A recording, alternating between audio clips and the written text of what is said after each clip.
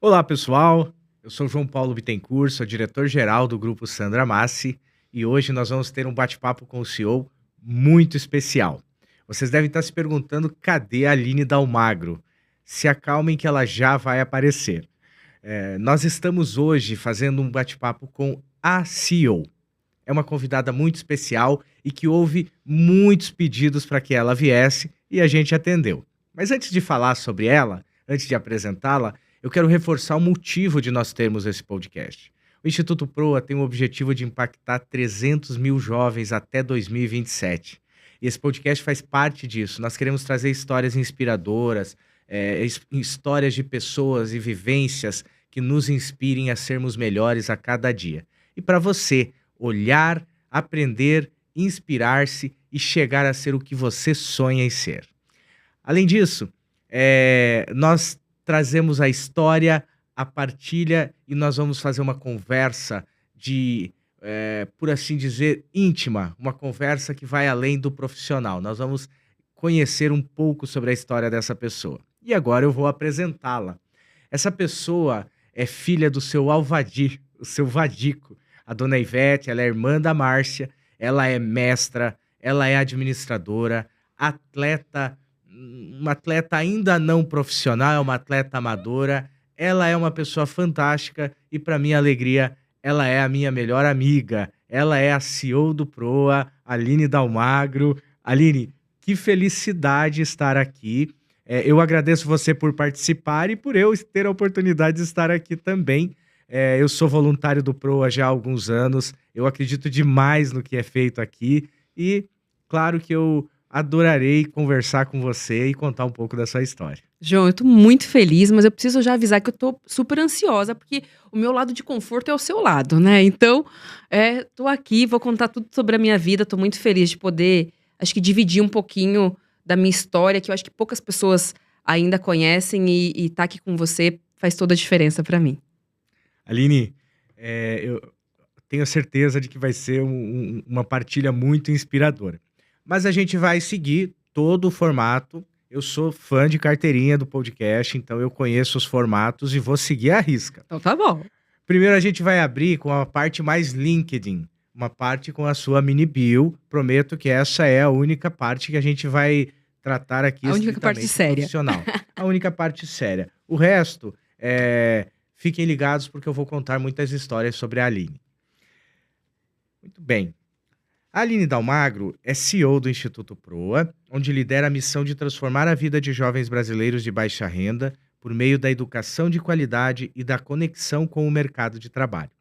Nascida em uma comunidade pobre do sul do Brasil, Aline superou adversidades com persistência e por meio da educação, realizando o sonho de se tornar CEO antes dos 30 anos. Desde 2019, ela está à frente do Proa. Ela e o seu time ampliaram o impacto da organização, atendendo 35 mil jovens em 12 estados, inclusive Santa Catarina, onde ela nasceu, com a meta de alcançar 300 mil até 2027. A Aline é mestra em inovação pela FEA USP, é apaixonada por desenvolvimento humano, liderança de equipes diversas e geração de impacto positivo. Além da sua atuação profissional, ela é entusiasta de maratonas, viagens e momentos com família e amigos. Aline, eu tenho que confessar que eu tô emocionado de estar aqui e de ver quanta coisa você já fez, tão jovem. Obrigada. E as pessoas sabem que você é catarinense, porque você conta sempre isso. Eu repito isso em todos os momentos que eu posso. Isso é verdade.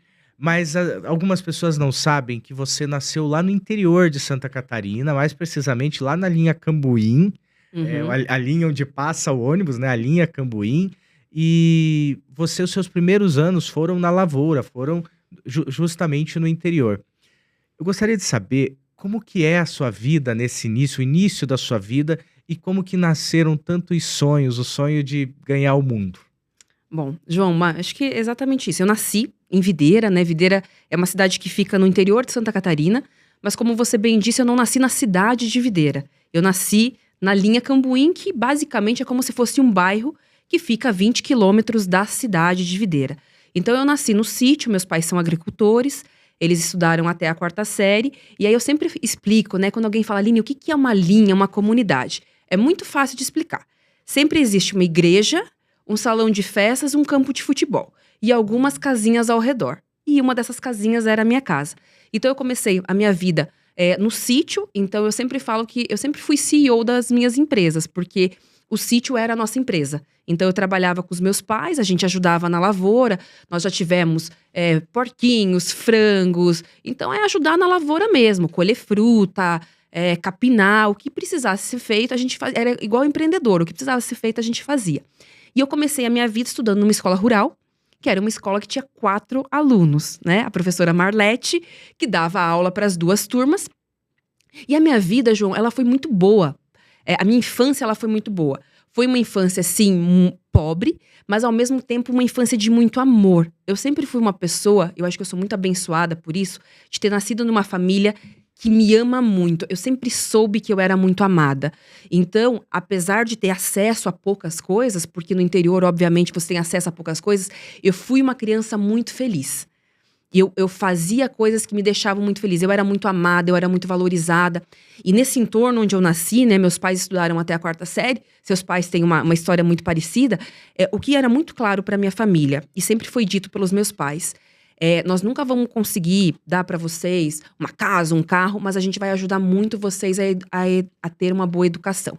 Porque a educação é o que muda a vida.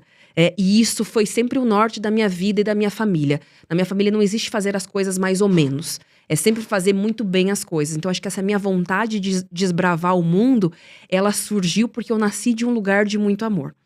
Um lugar onde as pessoas me permitiram que eu sonhasse, que eu quisesse coisas diferentes, mesmo que isso fosse algo diferente do que as pessoas estavam acostumadas a viver. Então eu tive uma infância muito feliz, junto com as minhas primas, com os meus poucos amigos, porque no interior você não tem muitos amigos, porque tudo é muito longe. E eu fui muito feliz nessa minha infância, na área rural e trabalhando muito, né? E eu acho que esse é um ponto importante.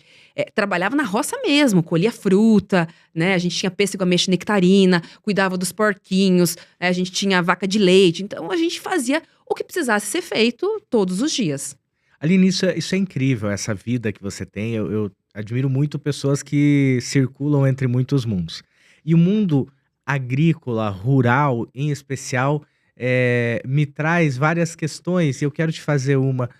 O que você aprendeu para a vida plantando, colhendo, trabalhando na lavoura nos seus primeiros anos de vida? Acho que a primeira coisa, João, é que a gente precisa acreditar no longo prazo. Eu lembro que dos 16 anos que eu morei em Videira, todos os anos a gente produzia coisas. Eu acho que 1 ou 2 anos que a gente teve uma produção boa. Então, todo ano você trabalhava e acontecia alguma coisa. Ou tinha uma chuva de granizo, ou chovia muito, ou chovia pouco, ou fazia muito frio, ou fazia muito calor. Então, acho que o ponto é você precisa ter consistência. Você precisa fazer sempre a mesma coisa por muitos anos, até que de repente um ano você tem uma safra boa. Você tem o resultado de tudo que você trabalhou. E uma outra coisa que eu aprendi também é que você precisa fazer as coisas. Você não pode terceirizar.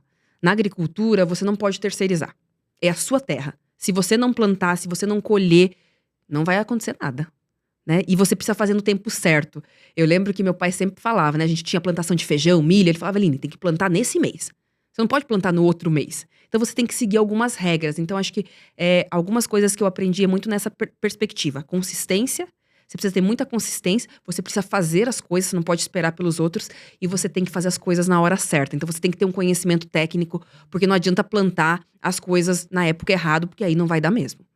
São muitas reflexões. Muitas reflexões. E essa questão do plantio, de esperar a colheita, de trabalhar e acreditar antes mesmo da planta nascer, dela sair para fora do solo, é uma boa metáfora para nossa vida, né? Exatamente. Tem que acreditar, né? Tem que acreditar. E você criou a sua raiz lá, Uhum, mas você saiu, a planta saiu do solo e ganhou o mundo. uhum. Me conta sobre um momento especial da sua vida, que foi quando você sai de Videira e você vai para Florianópolis, para a capital do estado. Exatamente. Quando eu comecei meu ensino médio, eu estudei sempre em escola rural. Quando eu fui para o ensino médio, eu percebi que eu tinha 2 caminhos nessa perspectiva de estudos. O primeiro seria passar na Universidade Federal de Santa Catarina, que ficava em Florianópolis, a 400 quilômetros de Videira, ou passar na universidade particular, que ficava em Videira. E eu, João, eu não sei muito bem explicar, mas eu tinha um sonho muito grande de sair de Videira. E não é porque eu não gostava de Videira, porque eu amava, mas eu falava, eu acho que existe um mundo diferente que eu quero viver. Então, quando eu comecei o ensino médio, eu já entendi que para passar na Universidade Federal de Santa Catarina, eu precisava estudar muito e me dedicar muito, porque era um processo difícil. E acho que essa é uma curiosidade, no meu terceirão, eu estudei num colégio de freiras, eu consegui uma bolsa de 90%, sem meu pai saber. Convenci as freiras que eu precisava da bolsa, elas me deram uma bolsa de 90%. Avisei meu pai que eu ia precisar me mudar para Videira, porque a aula nesse colégio era de manhã e à tarde, não tinha ônibus da linha Cambuim para ir até Videira. Aí eu avisei meu pai que eu já tinha encontrado um lugar também para eu morar, dividi, e nesse 1 ano eu estudei muito, que foi o meu terceirão. E aí eu fui aprovada na Faculdade Federal de Santa Catarina e eu me mudei para Florianópolis. Eu nunca tinha saído de Videira. E eu falei, vamos lá. Aí fui com a minha mãe, a gente pegou o ônibusinho, colocamos nossa mala e chegamos em Floripa, fizemos a matrícula. E aí eu me lembro até hoje, o dia que eu entrei na Universidade Federal de Santa Catarina, que foi um dos grandes divisores de águas da minha carreira e da minha vida. Eu olhei para aquilo, João, e falei, meu Deus, isso aqui é um mundo que eu nunca nem imaginei que isso existisse. Porque de repente você tem acesso a coisas que eu nunca imaginei. Você podia morar fora, você podia estudar fora, você podia fazer disciplinas em todos os cursos. A UFSC tem mais alunos do que a minha cidade inteira. Então, eu fui para um lugar onde eu comecei a conhecer pessoas de vários estados, de várias localidades. E que parece um portal que se abriu assim para mim. Eu falei, meu Deus, eu quero aproveitar isso aqui loucamente. E acho que fiz isso. Porque era muito incrível. É meio que a lógica do aprendizado. Você nunca ganhou um presente. De repente, você ganha um presente e você fala, eu vou aproveitar isso aqui mais do que todo mundo. Então, a UFSC ela foi um grande divisor de águas, porque ela me abriu. Uma coisa que a gente fala muito no PROA hoje, que eu não sabia que era esse nome, que é ampliação de repertório. O que a UFSC fez comigo, ela ampliou meu repertório para muitas coisas. Então, eu comecei a sonhar coisas que eu nem sabia que existia. E isso mudou muito a minha concepção de mundo e tudo mais. E essa ampliação de repertório, ela não ocorre do nada, né? Não é você chegar e só frequentar as aulas. Uhum. Eu sei que você teve uma vida acadêmica agitada, sei que você tem muito carinho ainda por esse momento especial da sua vida. Você realizou uma tonelada de atividades extracurriculares, você participou de projetos de extensão, ajudou a criar uma atlética, participou de vários eventos, fez intercâmbios. Eu gostaria de saber quais dessas atividades foram as mais importantes para você, são as mais marcantes. João, eu fiz muita coisa na faculdade. E essas, assim, se eu puder dar uma dica para as pessoas, aproveitem a faculdade para você experimentar, para você conhecer. Eu acho que de tudo que eu fiz na faculdade, tem 2 coisas que eu acho que foram muito importantes. O primeiro foram os meus intercâmbios. Eu nunca tinha viajado para fora do Brasil e eu fiz 3 intercâmbios na faculdade. Eu morei no Chile, na Argentina e no Canadá. E isso foi muito importante para mim. Primeiro porque eu comecei a entender o mundo de uma maneira diferente. Eu achava que existia o certo e o errado. Quando eu cheguei num lugar que falava uma outra língua, com uma outra cultura, com uma outra religião, eu comecei a entender que não existe certo ou errado. Existem modos de ver a vida. Existem formas de você entender. E eu acho que isso te dá muita humildade. Então, a experiência de morar em outros países durante a faculdade, aprender um outro idioma, aprender a cultura de um outro país que é muito diferente da nossa, eu acho que ampliou muito o meu repertório e me trouxe mais ainda a sede de conhecer o mundo. Aquela curiosidade que começou lá em Videira pequenininha, ela só vai desabrochando. E eu acho que os intercâmbios trouxeram muito isso pra mim. E além do intercâmbio, é uma coisa que eu falo muito carinho, é a Atlética. Eu fui uma das fundadoras da Atlética e todo mundo fala, Eline, mas Atlética é só pra fazer festa. Também é pra fazer festa. Mas você criar algo do zero é muito legal. Não existia essa concepção de Atlética na Universidade Federal de Santa Catarina, acho que aqui em São Paulo era muito mais, mas lá não existia. Então você criar, a gente colocava nosso dinheiro, a gente fazia evento, a gente mobilizava uma multidão por uma causa que era muito pequena naquele momento. Hoje a Atlética ainda existe, está muito mais forte. Então eu tenho muito orgulho de ter criado esse senso de pertencimento, de amor e de carinho pelo nosso curso. Sobre as suas histórias da faculdade, uma das que eu mais gosto é sobre trainee. É boa mesmo. Então, você, a partir de algum momento da faculdade, você fixou sua ideia que queria ser trainee, você se preparou para isso, você participou do seu primeiro trainee e lá você ficou. Você não fez outro processo, você ficou lá e iniciou sua carreira lá. Eu quero saber como que você colocou na cabeça de ser trainee, como que você se preparou e por que que você passou e foi. Bom, primeira coisa, eu fiz administração, né? Então, quando eu tava no meu terceiro semestre de faculdade, mais ou menos, eu comecei a pensar sobre o final da faculdade. Eu pensei, poxa, daqui 3 anos e meio eu vou me formar, quais são os caminhos? E eu já entendi naquele momento que Floripa não era um caminho para mim. E os caminhos que existiam naquela época, para quem fazia administração, era ou passar num programa de trainee, ou passar num projeto de consultoria estratégica. E aí, o que eu pensei? Eu falei, poxa, eu tô para trás dos meus colegas, então eu vou descobrir o que precisa. Igual lá na roça, igual a gente fazia na roça. Para plantar, o que precisa? Precisa disso, disso, disso, eu vou me preparar. Porque em 3 anos e meio eu vou estar pronta para isso. E foi isso que eu fiz, João. Eu decodifiquei os programas de trainee.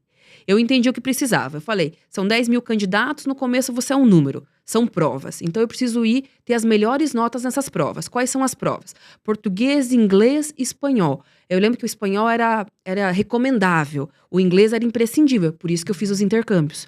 Para falar inglês, para falar espanhol. Decodifiquei as provas, comecei a estudar mais língua portuguesa, era muito gramática as provas, né? Porque eu pensei, nesse primeiro momento eu sou um número. Então eu vou fazer, é igual a preparação para o vestibular. O que a gente faz? A gente não faz muito simulado? Eu fiz a mesma coisa para o trainee. Eu acho que eu fiz todas as provas de trainee disponíveis na internet, eu tenho certeza que eu fiz.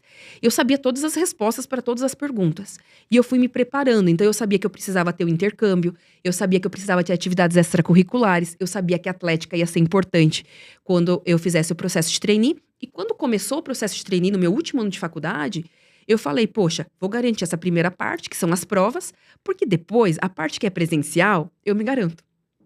E a autoestima era um pouco alta naquela época, agora é um pouco menor. Eu falava, eu gosto de gente, eu sei conversar, eu sei me relacionar. Se eu passar da parte onde as pessoas não sabem quem eu sou e eu sou só um número, quando eu puder ser eu vou fazer. Então, acho que foi esse o processo. Treinei dinâmica, eu sabia todas as dinâmicas que poderiam ser feitas. Os painéis, sabe, todas as respostas. Entrevista de emprego, todas as possibilidades de perguntas eu respondia. Conversava com pessoas mais velhas que já tinham feito o processo para ver se era uma boa resposta. Falei com o RH. Eu me preparei para isso. Durante metade da minha faculdade, da metade para frente, a minha obrigação dentro da UFSC era me preparar para o programa de trainee. E por isso que eu passei no meu primeiro. E por que eu passei no meu primeiro também? Porque eu não tinha dinheiro. Então eu tinha clareza da minha condição financeira. Diferente dos meus amigos que fizeram 20, 30 trainees. Era aquele. Eu tinha que passar, porque o trainee era em São Paulo. Uhum. Então eu precisava. Eu vinha de avião e voltava de ônibus. Porque eu já trabalhava. Então eu tinha que fazer um bem bolado. Então eu falava, eu não posso fazer 20 trainees, porque eu não vou poder dar 20 desculpas pro meu empregador que eu tô fazendo alguma. Não dá pra ficar doente 20 vezes em 2 meses. Eu falei, e eu não teria dinheiro. Então eu falei, eu preciso passar. Eu tenho um tiro. Essa é o meu momento. E acho que foi isso que eu fui com muita vontade. E as pessoas percebem, no programa de trainee, no programa de estágio, de qualquer coisa, o que é que as pessoas querem? O que eu quero hoje, quando eu contrato alguém do PROA? Que a pessoa tenha vontade. E eu era a que tinha mais vontade. Seguramente eu era a que tinha mais vontade. Então eu acho que a minha vida, ela é sempre muito dessa maneira. Eu sei qual é o sonho e eu decodifico esse sonho. Então a estratégia é essa. E como que a gente vai fazer o passo a passo? E eu lembro que os meus amigos falavam, Aline, você é muito maluca, porque você tá pensando nisso faz 3 anos. Eu falei, vou passar no primeiro trainee. Pode escrever que eu vou passar. Porque eu tava preparada para aquilo. Eu joguei pra ganhar, eu não joguei pra mais ou menos. Eu sempre falo pro meu time, né? Treino é treino, jogo é jogo. Era dia de jogo. Porque eu não tinha uma segunda chance, João. Acho que esse foi um aprendizado muito importante também quando eu cheguei na UFSC, que foi quando eu descobri que eu era pobre. Até então eu não sabia que eu era pobre. Porque todo mundo lá em Videira, na linha Cambuim, todo mundo era muito parecido. Quando eu cheguei em Floripa e eu descobri que os meus amigos, todo mundo já falava inglês, espanhol, e eu não tinha esse repertório, eu falei, poxa, tem 2 caminhos pra mim. Ou eu vou chorar, e meu pai não vai permitir que eu chore, ou eu vou correr esses 5 anos mais do que todo mundo. Porque a gente tem os mesmos 5 anos. E eu fui uma das primeiras pessoas do meu grupo de amigos a passar no trainee. Mas é porque eu acho que eu tinha mais vontade e mais necessidade. Eu não tinha muita chance de errar, não tinha margem para o erro. Sabe que essa é uma questão muito relevante e que quem está nos assistindo vai se identificar. Muitas pessoas eu sei que vão e eu tenho 2 competências preferidas na plataforma Proa, tenho que confessar que tem 2 que eu gosto mais e elas retratam aí na tua história, que é o aprender a aprender, essa vontade de aprender sempre, e a outra é a garra. Quer dizer, você pode até perder para alguém que tinha uma história, que teve outras oportunidades, que já estudou numa escola bilíngue, então você vai aprender inglês agora. Você pode até perder para mas não pode ter ninguém com mais vontade que você. Se você tem um sonho ambicioso, se você tem um objetivo alto, meus amigos, alguém aqui que tem garra maior que a minha, e essa pessoa vai ser difícil de encontrar. E porque a competição é muito grande, né, João? A competição é muito grande. Então você não pode todo ficar. mundo querendo Tá todo o mundo topo. querendo, não é só você que quer, todo mundo quer. Então você precisa se esforçar. Eu tenho uma prática comigo que é o seguinte: eu posso não conseguir porque não foi o suficiente, mas não porque eu não dei o meu melhor. O sentimento do tentei e não dei meu melhor não acontece comigo. Pode ser que tudo que eu me esforcei ainda não foi o suficiente. Aí tudo bem. Mas a gente não pode fazer as coisas pela metade. Exatamente. A gente pode até perder para alguém melhor qualificado, mas para nós Pra nós mesmos não a pode. gente não pode perder. Exatamente. E aí, nesse momento da sua vida, você passa no trainee, você entra numa das primeiras experiências formais de emprego, numa grande empresa, jogando com a realidade, porque até então você tem a vida estudantil, tem semelhanças com a realidade, mas É bem mais fácil. nada se compara a chegar, sentar na cadeira e agora, vamos. Então, é sobre isso que eu quero falar contigo, porque eu sei que aos 25 anos, muito jovem, Uhum. você tocou uma fusão de empresas, que é uma das questões que tira o sono de muitos profissionais, né? É um processo muito desafiador. Como que foi estar à frente dessa fusão aos 25 anos?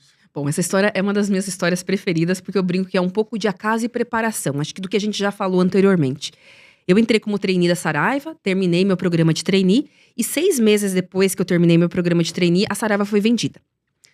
Para Somos Educação, que era uma empresa gigantesca de educação.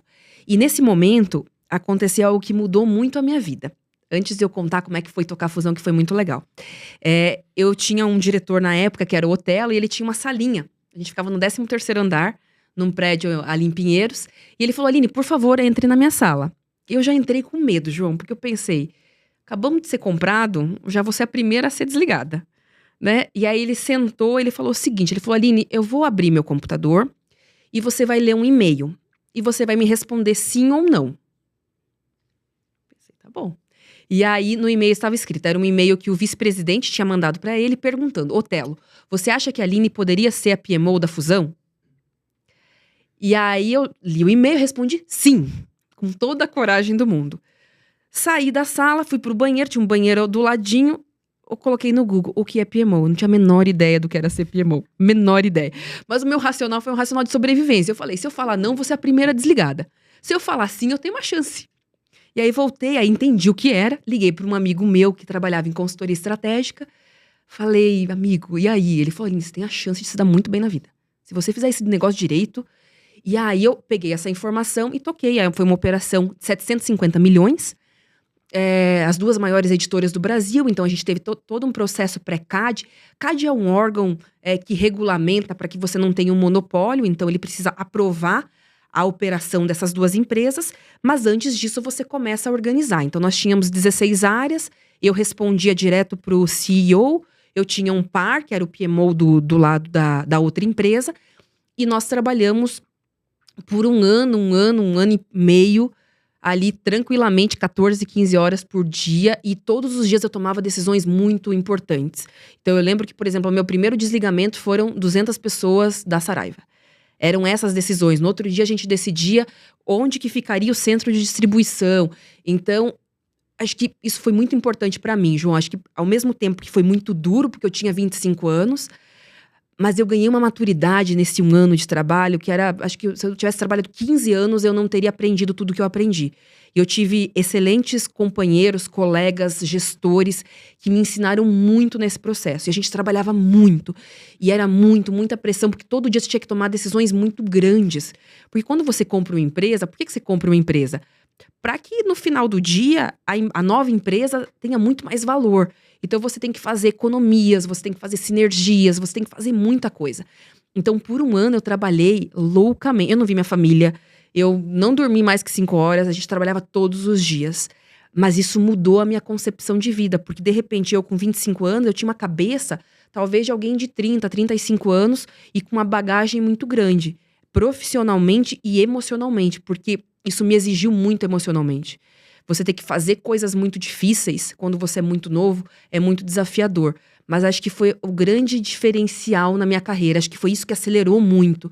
Porque os meus pares tinham 10 anos a mais do que eu, 15 anos. E essa é uma realidade na minha vida. Normalmente as pessoas têm muito mais idade do que eu. E eu tava ali para aprender. E mais uma vez, eu era provavelmente a pessoa que mais tinha vontade. Eu estava muito engajada a tocar essa fusão, porque eu sabia que essa era a história da minha vida. E foi a história da minha vida. Aprendi muito nesse processo e tenho muito admiração por tudo que a gente construiu. Mas eu precisei ter coragem quando eu recebi a pergunta de falar sim. E se eu fui considerada, é porque provavelmente nesses 2 anos anteriores que eu trabalhei na Saraiva, eu fiz um bom trabalho para ser considerada. Porque qualquer pessoa poderia ter sido escolhida. Exatamente. A gente se prepara e quando a oportunidade vem, ainda que seja que dê um Com frio na medo. barriga. E essa é uma característica tua. E aí eu preciso contar como a gente se conheceu. A gente se conheceu, você estava no mestrado profissional na FEA USP, em empreendedorismo e inovação. Eu estava fazendo doutorado e eu gosto muito de executivos que vão estudar, porque tem muita experiência e aí vai criar conhecimento. E eu sempre estava junto desse tipo de grupo.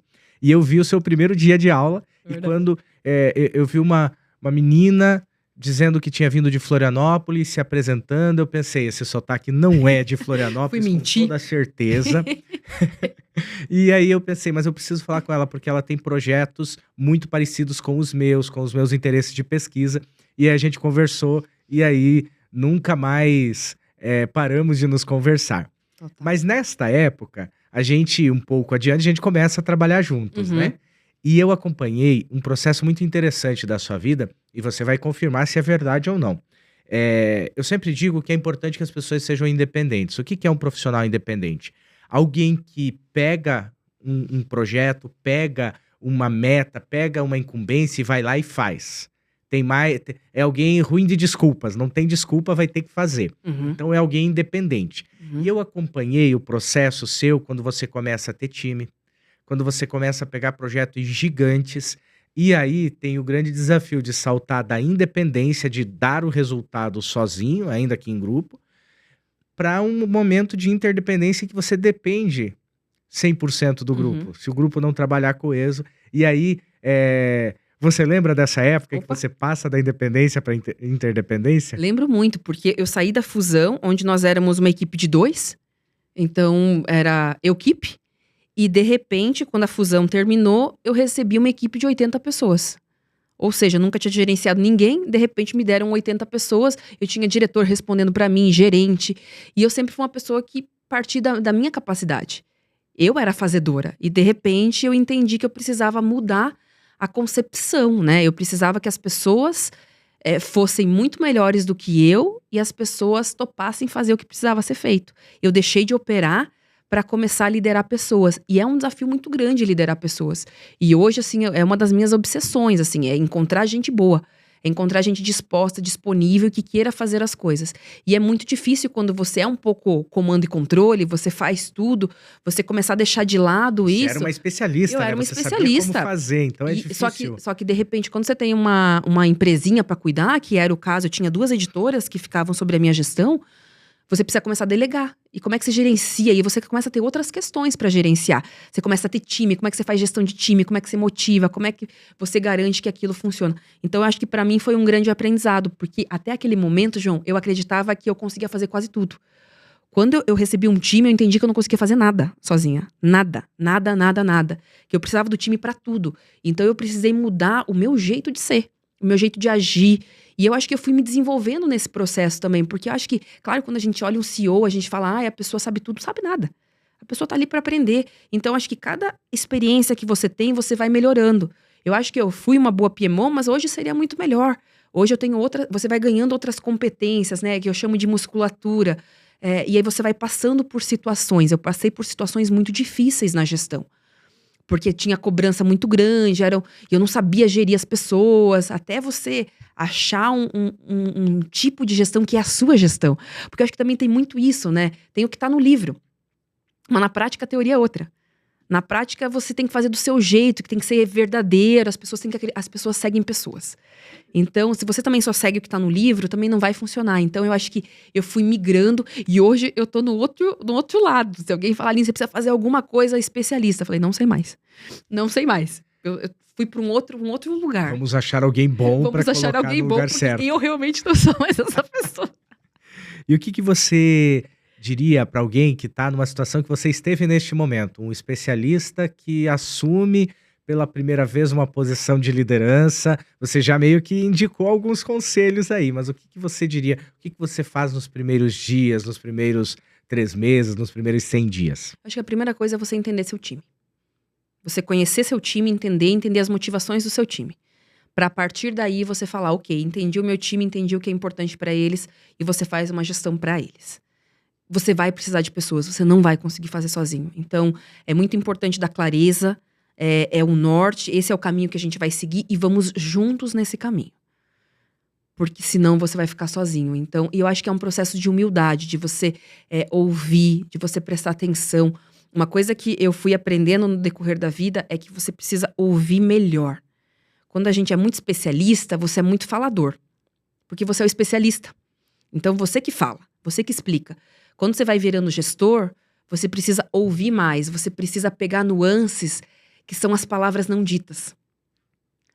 E você precisa estar atento a isso. Se você não está atento, isso passa. Você não percebe o que aconteceu. Então, eu acho que é muito sobre isso. Você precisa trabalhar com as pessoas. Você realmente precisa gostar de gente. Esse é um grande aprendizado. E há quem seja de um perfil mais técnico que vai ter que aprender a Total. trabalhar, aprender a se interessar genuinamente, porque ser genuíno é muito importante, né? Total. Aline, eu quero dar um salto aqui no tempo, porque aí você se torna gestora, você tem uma série de experiências muito interessantes. E o que que acontece no dia 27 de setembro de 2020? Vira o CEO do Proa. A Aline se torna CEO do Proa, começando uma história que é muito linda, que impacta muita gente. Então, cria, inclusive, o bate-papo com o CEO, entre outras coisas. E essa é uma conquista fantástica. Alguém que vem de um lugar... você estourou uma bolha. Uhum. Você estava num lugar... provavelmente seus colegas, seus 3 colegas lá da escola isolada municipal, escola rural, provavelmente eles tiveram uma vida, em termos de estatística, eles continuaram as atividades de seus pais, que tem todo o Provavelmente. mérito. Mas você teve uma trajetória que sai totalmente da bolha, né? Uhum. Então, você... Não dá pra dizer que você se fez, porque nesse caminho tem muito aprendizado. Muito. Tem o amigo que você liga e diz, e aí, é uma boa oportunidade. Tem as experiências que você vive em conjunto. Mas, de fato, é uma grande conquista. Total. É um dos meus grandes orgulhos, né, João? O meu sonho sempre foi ser CEO. Então, quando isso aconteceu, foi uma realização de muitas coisas. Uma realização pra mim, pra minha família. Eu acho que era a oficialização do estourar a bolha. E me parece que o grande desafio da vida, você trabalha o PRO é educação, desenvolvimento, empregabilidade. Quando o nosso horizonte se amplia, não tem como voltar atrás, né? Não tem. E agora, Aline, você é uma pessoa de alto desempenho, se tornou CEO de uma instituição muito respeitada. Como que você continua ampliando os teus horizontes? Como que você olha para os novos sonhos? Eu acho que eu continuo com a mesma curiosidade que eu tinha quando eu saí de Videira. Hoje, obviamente, eu busco outras coisas, eu tenho outras vontades. Mas eu acho que a grande riqueza da vida é você poder surfar em diferentes mundos. E é isso que eu adoro fazer. Eu consigo ir para Videira, lá no interior, e consigo me relacionar. Eu consigo me relacionar com pessoas de outros países. Eu consigo falar com o financiador, com o jovem, com o empregador. Eu acho que esse repertório que me faz crescer. Eu sou muito curiosa. E eu tenho curiosidade por quase tudo. Se você falar, Aline, essa água é uma água especial, a gente vai ficar meia hora falando sobre essa água especial. Porque eu quero aprender sobre isso. Eu acho que eu tive muita sorte também de ter começado a minha carreira numa empresa de educação. E ter trabalhado a minha vida toda em empresa de educação. Porque a educação sempre foi o norte da minha vida. Então, aprender, eu sempre penso, hoje eu penso dessa maneira. Mas pode ser que amanhã eu já não pense mais assim.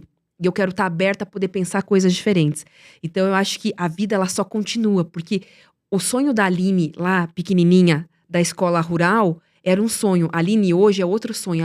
O sonho daqui 10 anos vai ser outro. Porque a gente vai ampliando, você vai conhecendo mais coisas. E eu acho que você vai encontrando o seu lugar. O seu lugar na terra, assim. Você vai entendendo qual que é a sua função. A minha função aqui, eu já tenho muito claro isso, é puxar a régua das pessoas. Eu quero que as pessoas sonhem mais, eu quero que elas façam mais. Eu quero que elas vivam coisas diferentes. Depois elas podem escolher, não quero mais viver isso. Mas acho que você não ter a oportunidade de conhecer, você ter que ser escolhido e não escolher é muito ruim. Então acho que o meu papel é ser essa grande provocadora de vontades, de anseios, de sonhos. Porque a gente pode tudo. Isso é muito interessante. Como que se desdobra o nosso horizonte? Como que a gente amplia, né? Todas essas vivências. E vou adicionar uma coisa que está dentro do que você falou e que eu sei que você pratica. Você é uma grande leitora, uma leitora ávida. Toda vez que eu te encontro, você está lendo um novo livro. Então você está aprendendo. Essa curiosidade, ela nos faz muito bem num mundo em que se valoriza muito a resposta e menos a pergunta. Então, é Exatamente. importante, né? Não nos ansiarmos em dar logo uma resposta, mas refletir sobre ela. Total.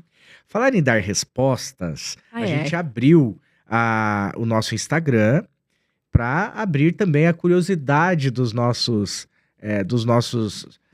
espectadores. E aí eu tenho algumas perguntas super interessantes. Eu vou partilhar Só as aqui. fáceis, João, por favor. Ah, mas a gente cortou todas as difíceis. Eu deixei para mim, eu fiquei com inveja de algumas perguntas. Mas olha, o Victor Gonçalves, ele fez uma pergunta muito interessante, Aline. Falou, Aline, como você identifica e lida com momentos de autossabotagem na sua vida? Mas é uma pergunta muito boa. Bom, eu acho que isso acontece em muitos momentos da nossa vida. Eu tenho alguns gatilhos que eu consigo, pra mim, identificar. Então, eu fico com medo, eu fico com o coração mais palpitando mais forte. E eu sempre tento sair um pouco da realidade. Então, quando acontece alguma coisa, eu tento me distanciar do problema. Porque eu acho que quando a gente tira a emoção e a gente coloca a razão pra tomada de decisão, ajuda muito. Porque às vezes a autossabotagem é um pouco de medo, de receio. E quando você olha de longe, que eu brinco que você olhar do Olimpo, você sobe a 10.000 pés e olha lá de cima, o problema fica menor. Então eu acho que é você se distanciar um pouco do problema. E aí você consegue operar um pouquinho melhor essa autossabotagem. Mas isso vai acontecer, é normal, principalmente coisas novas. A gente tem medo, se você. Alguma coisa que você nunca fez, você não conhece ninguém que fez. Mas eu acho que esse distanciamento, essa racionalidade na tomada de decisão, ela ajuda muito. Se tirar um pouco a emoção é importante. Mas você tirar um pouco a emoção para ela não te travar e usar mais a racionalidade. Isso é ao mesmo tempo fantástico e desafiador, né? Total. Você fala de uma maneira muito didática, trazendo um conceito do sociólogo brasileiro Alberto Guerreiro Ramos, que é o homem parentético, aquele que tem uma capacidade de colocar sua realidade entre parênteses e olhar, peraí, eu tô ali, eu tô com esse problema, como que eu faria, né? Uhum, E acho que vencer o medo é muito difícil. uhum, Mas uma concepção pode nos ajudar, né, Aline? A coragem, ela não é ausência de medo. A coragem é a gente fazer algo apesar do medo, né? Então, uhum, é importante que as pessoas, o Victor aqui, né, ele já percebeu que em alguns momentos pode se autossabotar. uhum. Então, usar as suas dicas é muito importante para, ok, isso está acontecendo e como que eu faço? E precisa ir, né, João? Vai, Precisa mas ir. vai com medo. Vai com medo, mas vai. Ainda Exatamente. mais quando a gente é jovem, né? A juventude é um momento de experimentar, de testar, principalmente aquelas coisas que nos aproximam dos nossos sonhos. Exatamente. Jennifer Ribeiro. A Jennifer Ribeiro perguntou o seguinte: quem são as pessoas ou líderes. Nossa, que pergunta boa. Hum. Quem são as pessoas ou líderes que mais te inspiram e como elas influenciam a forma como você conduz seu trabalho no Proa? Bom, eu tenho grandes inspirações esportivas. Eu amo esporte, então, obviamente, eu tenho grandes referências do esporte. Então, Rafael Nadal é uma das minhas grandes referências. E eu tenho outras referências que não são necessariamente empresários, mas são pessoas próximas a mim. Meu pai, minha mãe, eles são grandes referências de como lidar com os problemas, com os desafios. Então, os valores, a forma como você precisa fazer as coisas. Porque uma coisa que eu aprendi também é que às vezes é muito mais importante o como do que o que você faz. Então, quais são os valores, o que é importante pra você, o que é inegociável. E como você leva isso. E eu acho que o Rafael Nadal, que é um dos meus grandes atletas preferidos, ele tem muita questão da disciplina. Ele tem um corpo que não era um corpo para jogar tênis. Ele é uma pessoa que teve muitas lesões na carreira. Mas ele tinha uma disciplina, uma força de vontade, um espírito de nunca desistir e de dar trabalho para os outros jogadores, que eu acho que é uma característica que eu uso para mim. Eu com certeza, eu sou a pessoa que talvez não tenha o melhor biotipo para ser a CEO, talvez não tenha o melhor biotipo para muitas coisas. Mas eu vou ser a pessoa que mais vai ter garra para aprender o que precisa ser feito, repetir quantas vezes for necessária. Então, eu acho que os líderes que inspiram mais no processo de esforço, de disciplina, me motivam mais do que líderes que têm um talento meio que nato. Eu gosto, acho que quem desenvolve os talentos no decorrer da vida. Dentro disso, eu quero perguntar se você tem algum modelo e se você sabe que tem essa característica. Algo que eu percebo há algum tempo é que você é otimista. Você olha para uma organização que está. Alguém vai dizer, nossa, está fechando, está vendendo, e você diz que bela oportunidade de reorganizarmos, de fazermos sinergia. Você olha para um projeto desafiador no início de uma pandemia e diz, nossa, vai dar muito certo, até porque a pandemia vai ajudar as pessoas a aprenderem online. Então, otimismo é algo que você tem, com quem você aprendeu otimismo? Ou veio de fábrica? Eu acho que eu tenho muito, mas eu acho que é genético. Acho que é seu Alvadi, Dona Ivetinha, É, eles são. Não tem tempo ruim. Porque é isso, é como você olha o problema. Você vai ter que resolver esse problema. Você vai ter que passar por isso. Então, já que você vai ter que passar por isso, vamos fazer a história mais incrível do mundo. E eu lembro quando a gente começou Pro a escala, eu nunca tive dúvida, João. Nunca. Eu tenho certeza que todas as pessoas tinham dúvida. Meu time, conselho, todo mundo. Eu nunca tive dúvida. Eu tinha me certeza arrepia, porque o absoluta. projeto é muito ambicioso Eu tinha e certeza. Eu não sabia o como. Se você falar como, não sabia. Mas eu tinha certeza que ia dar certo. Eu falei, cara, não tem como não dar certo. A gente tá aqui fazendo um negócio super legal. Só gente boa, conteúdo bom pra caramba, vamos ajudar um monte de jovem. Não tem como dar errado. Não tem por que dar errado. Então, eu acho que eu tenho um otimismo um pouco exacerbado, acho que tenho. Mas é isso que me faz andar pra frente. Então, eu sempre vou olhar como uma oportunidade. E porque é uma oportunidade. Sempre é uma oportunidade. muito bem. Sempre tem as Sempre duas tem. possibilidades. Muito interessante. E que bom, veio quase de fábrica. Veio. Seu Vadico. Seu Vadicão não permite olhar do lado negativo, não. Não Não vai tem. ser permitido hoje. Não tá autorizado. Aline, mais uma pergunta, e essa daqui, ela veio. Eu tenho certeza que ninguém sabia a profundidade dessa pergunta, Não mas ela sabia. veio. O Victor Ramon, olha, se prepara. O, Eu me afoguei. o Victor Ramon, ele perguntou: qual a melhor forma de melhorar a dicção e evitar de embolar as palavras? Uma bom fonoaudióloga. Bom, acho que só para contextualizar, porque que essa é uma pergunta interessante. Quando eu morava em Videira, eu tinha um problema de dicção. Eu não conseguia falar o R, né? O R forte, né? O R entre consoantes.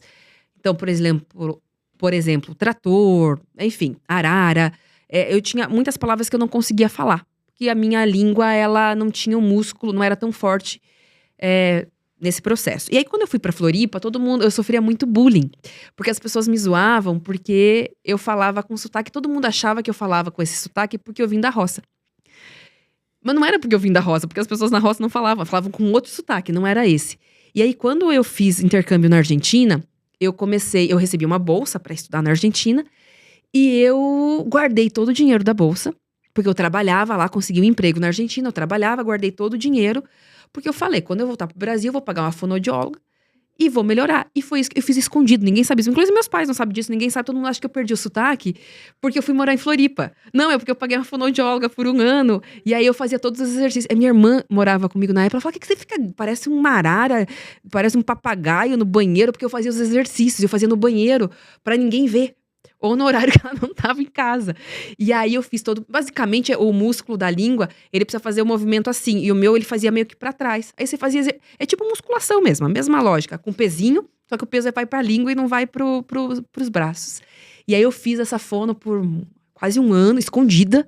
Ninguém sabia. E comecei a falar super bem. Todo mundo falou, nossa, você perdeu o seu sotaque. Eu falei, perdi meu sotaque. E tá resolvido. E foi isso.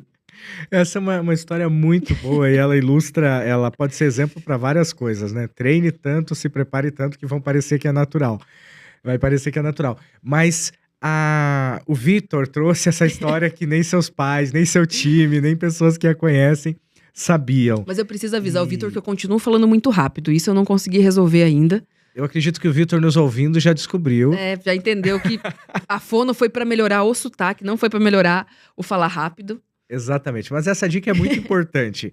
Procurar ajuda profissional, entender. Existem Respirar, muitas né? coisas sobre as nossas competências que já foram desenvolvidas cientificamente.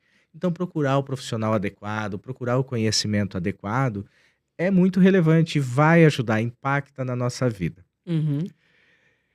Última pergunta. Última pergunta do Instagram, porque eu tenho muitas Então outras. bora lá. A Júlia Santos pergunta: como que você equilibra as responsabilidades intensas da sua posição com a sua vida pessoal? Tem algum hábito ou rotina faz diferença? Opa, esporte. Acho que o primeiro ponto é, quando você tem uma carreira executiva, você precisa ter uma vida muito organizada. Isso é muito importante, você precisa saber o que é prioridade. Eu tenho clareza das minhas 4 prioridades. Trabalho, esporte, família, amigos. Então é assim que eu divido meu tempo. Meu tempo está estruturado para isso. E eu começo comigo. Então eu acordo todo dia, 5 da manhã, faço o que eu preciso fazer, 6 horas estou correndo ou fazendo musculação, 8h30 estou no trabalho. Então isso é muito importante para mim, é ter essa rotina e organizar o meu tempo para isso. Para garantir que eu primeiro consiga cuidar de mim, porque eu não posso cuidar dos outros se eu não cuidar primeiro de mim. Então, o esporte, para mim, ele é terapêutico. Ele é importante. E todo mundo que me conhece sabe que quando eu não faço esporte, eu fico insuportável. Então, eu preciso fazer o esporte e depois eu vou cuidar dos outros. Depois eu vou pro trabalho, depois eu tenho tempo para minha família, para os meus amigos, para as pessoas que eu amo. Você precisa organizar, você precisa priorizar. Não dá para fazer tudo. Você nunca vai ter tudo. E eu acho que isso é importante. Às vezes a gente tem uma falsa ilusão. Ninguém tem tudo. Todo mundo tem escolha. Você escolhe ou ir pra balada ou acordar cedo. Ou fazer esporte ou beber. Você faz escolhas, né? Então, a minha vida funciona muito bem porque ela tem uma rotina muito bem estruturada. E eu sou disciplinar nessa rotina. Eu faço todo dia a mesma coisa. Não existe o falhar um treino, não existe falhar uma reunião. E a vida vai se organizando. E você acha tempo. Eu acho que o que é muito legal também, que às vezes a pessoa fala, Aline, você não fica muito tempo com alguém, você não consegue ficar com a sua família. Minha família mora no sul ainda. Não consigo ficar muito tempo, mas eu garanto que o tempo que eu tô com eles, eu tô 100% ali. Eu tô 100% dedicada a eles. É um tempo de qualidade. É um tempo de qualidade. Então, eu acho que você organizar a sua vida dessa maneira, isso ajuda muito. E sobra tempo no final.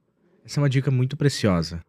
Organizar e aproveitar o tempo que se tem. Às vezes a gente passa um bom tempo com alguém, com algumas pessoas, mas usando o computador, usando o celular. E esse tempo se dilui, parece que não Exatamente. passou. Não né? passou, né?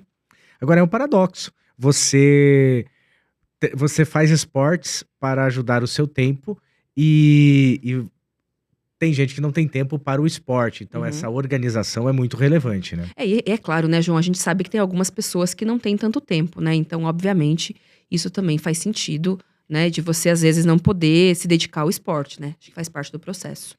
Perfeito, Aline. Agora eu quero fazer uma pergunta de cunho bastante pessoal.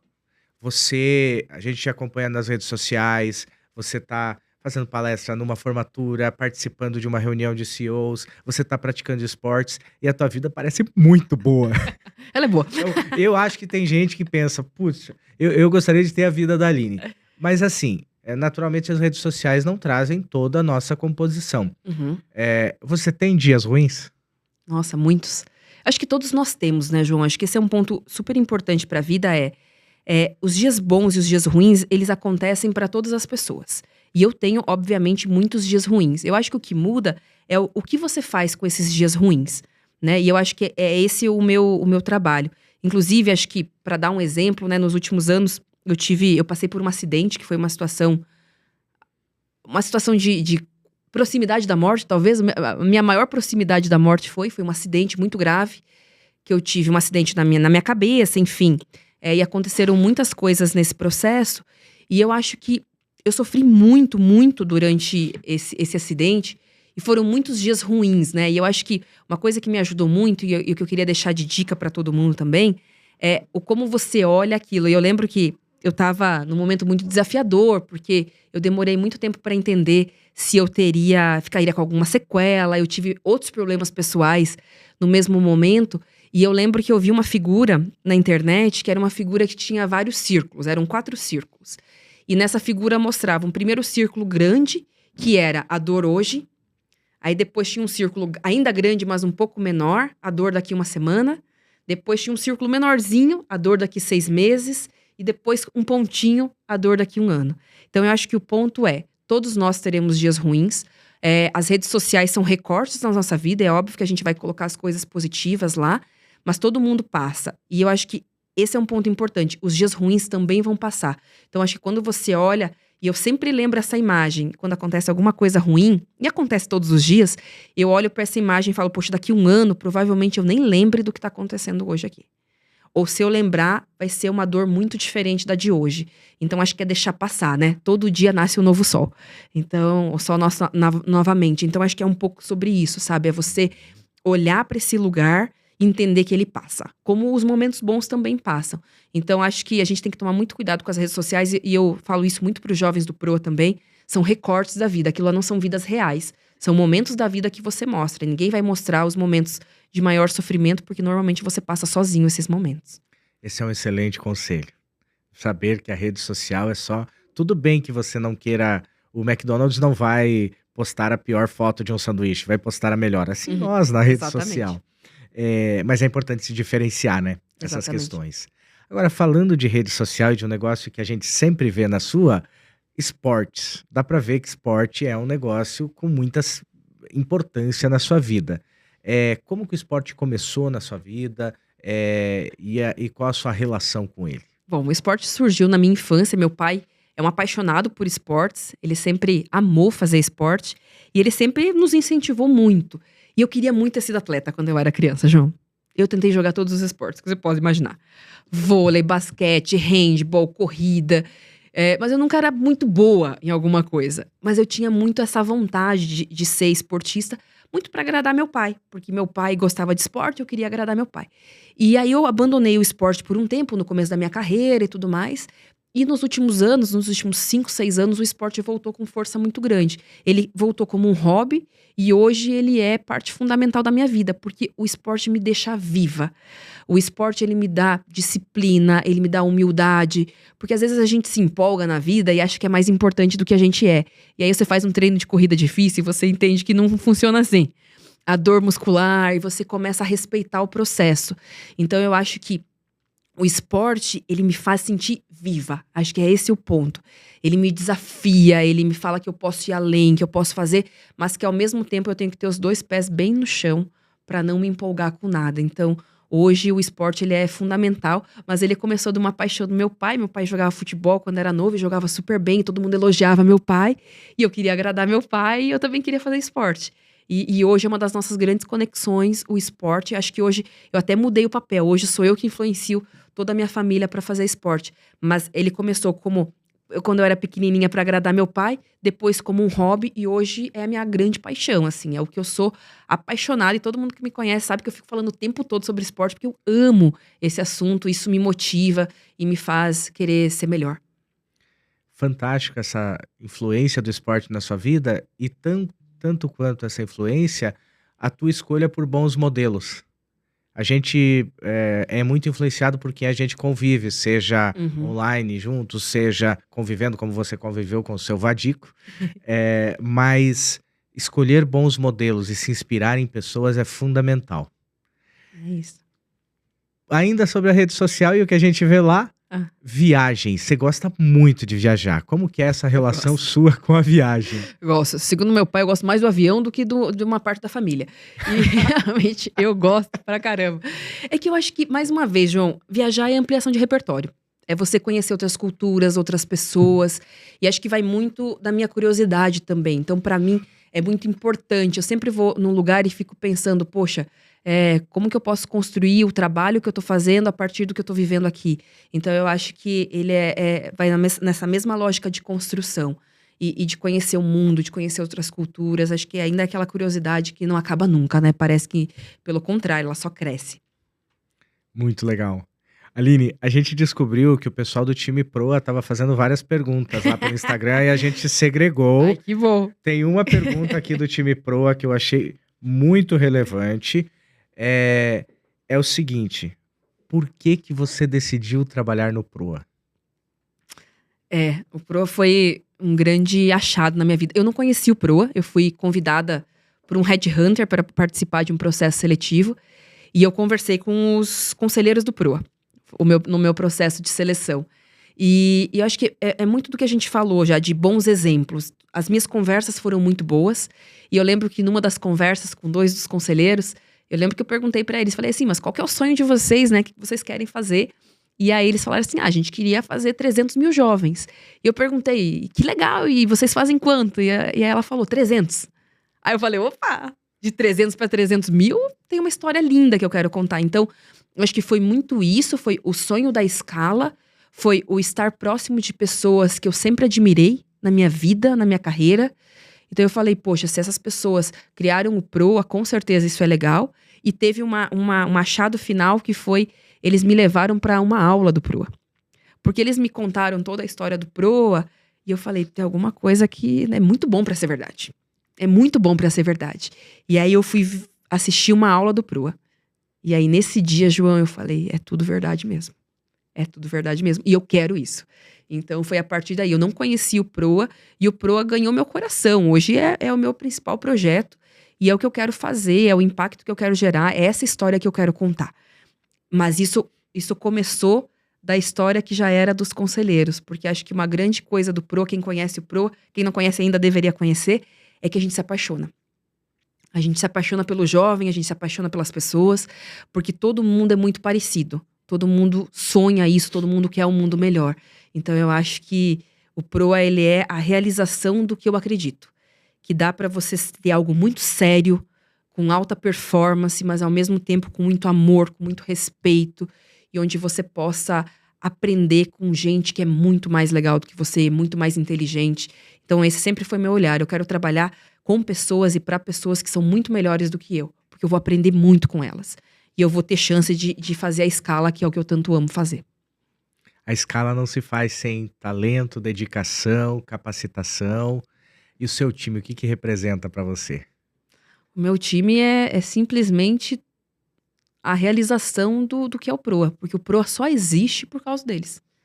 Eles são os grandes responsáveis, o mérito é todo deles. Eles são os responsáveis para a gente ter saído de 300 jovens para 35 mil. Eles que fazem, que a gente fala, né? Eles que carregam o piano todos os dias.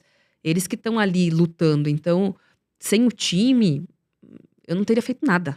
Eu tenho total tranquilidade, assim. O time é o responsável pelo Proa ter chego onde a gente chegou. O mérito é todo deles. Todo deles. Legal, as pessoas que andam conosco, né? Que Exatamente. acreditam num sonho ambicioso e caminham juntos. Exatamente. Estão junto com a gente. Aline, a gente está chegando num momento que eu gosto muito do bate-papo, que é o bate-bola. Você já conhece, naturalmente, mas para quem está vendo a gente pela primeira vez, é simples. Eu pergunto e você vem diretamente, responde diretamente. Sim, senhor. É papum. Bora. Bem catarinense. Muito bem. O que você diria para a Aline um dia antes de pegar aquele ônibus e sair de Videira? Vai ser muito melhor do que você está sonhando. Nossa. E eu sonhava coisas grandes. Vai ser muito melhor. Já fiquei sem palavras na primeira. Mas pra bola não cair, vamos pra próxima. Segura a bola aí. Se você fosse tomar um café com qualquer pessoa, com quem você tomaria? Hoje, Melinda Gates, para falar sobre empoderamento de mulheres. Excelente. Uma referência de garra? Rafael Nadal. Um livro que marcou sua vida? Faça Acontecer, que é o livro da Sheryl Sandberg. Ela foi a CEO do Facebook. É um livro, basicamente, que fala de mulheres, de lideranças femininas. E eu li esse livro quando eu estava terminando a faculdade. E ele foi importantíssimo para mim, porque ele me abriu muitas possibilidades de fazer tudo o que eu quisesse e não escolher só um caminho. Eu acho que todas as mulheres deveriam ler esse livro, principalmente no começo da carreira. Fica a dica. Faça Acontecer. Seu defeito mais útil? Eu tenho tantos defeitos, não sei se são muito úteis. Eu acho que eu sou inconformada. Com tudo. Inconformismo. Bom, posso atestar que já trabalhamos juntos por alguns anos. Eu não me conformo. Isso, de fato, é muito útil nas organizações, na vida, a gente buscar sempre o melhor. De nós, dos outros, da vida. E o que te mantém em pé nos piores dias? Família, esporte e amigos. Nessa ordem. Esporte é? Vida. Qual competência mais importante para alguém que está nos assistindo e quer se tornar CEO? Consistência. Tem que fazer muitas vezes por muitos anos a mesma coisa. Aline, Eu não tenho palavras para descrever a alegria que eu tô com essa nossa conversa. Essa Tô conver menos nervosa agora que tá acabando já. Tá menos nervosa? A gente ficaria aqui conversando por um bom tempo. Tem muita coisa legal que você fez, faz e pensa. E aí, não só como amigo, mas como profissional, te admiro profundamente. Eh, eu gostaria que você deixasse um recado final, uma mensagem para os jovens, para as pessoas que estão nos ouvindo, e que represente um pouco do seu pensamento hoje. Bom, a primeira coisa é o lugar que a gente nasceu, ele é só um ponto de partida. Nada mais do que isso. O que vai fazer diferença na vida da gente é o quanto a gente está disposto a aprender e a percorrer os desafios. Então, eu sempre falo, siga seus sonhos, sonhe grande, mas sonhe grande mesmo. Sonhe, eu sempre falo, sonhe sonhos inimagináveis. Crie coisas diferentes que ninguém nunca fez. Então, acho que o meu grande conselho, João, é que a gente faça mais. Que a gente, no final da vida, a gente olhe pra trás e fale, poxa, que vida legal que eu tive.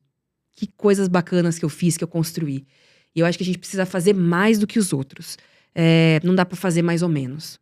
A gente tem essa vida pra viver. Então vamos viver ela no máximo que a gente conseguir e fazer coisas extraordinárias. Eu acho que a gente precisa de pessoas que façam coisas extraordinárias. E principalmente, não tenham medo. O que a gente precisa na vida é de coragem. Muita coragem. Sensacional. Pessoal, essa é a Aline Dalmagro, um pouco dela. Bate-papo sensacional, vocês podem acompanhar no YouTube e também estará nas plataformas digitais do Spotify, Apple Podcast, Google Podcast, todos os podcasts possíveis. Vai estar esse episódio lá para vocês assistirem. Sigam o Proa nas diferentes redes sociais para não perder nenhuma novidade. Eu quero ressaltar que o Proa tá com as inscrições abertas. Então, se você conhece um jovem que quer encarar a vida, quer uma oportunidade de emprego, quer uma possibilidade, partilhe com seus amigos, como diz a Aline, partilhe também com os inimigos. E se você não conhecer muito a pessoa, também partilhe, vai transformar a vida dela. Um abraço.